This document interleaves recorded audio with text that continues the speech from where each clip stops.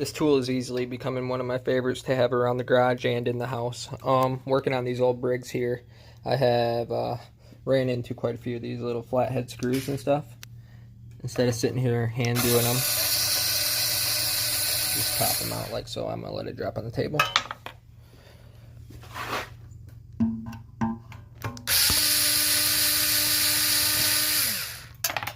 Easy money.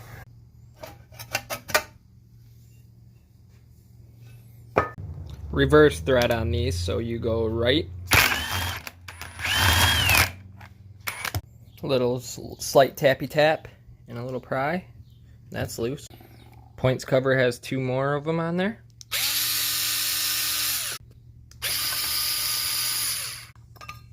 And that fast, we're already in and ready to adjust the points.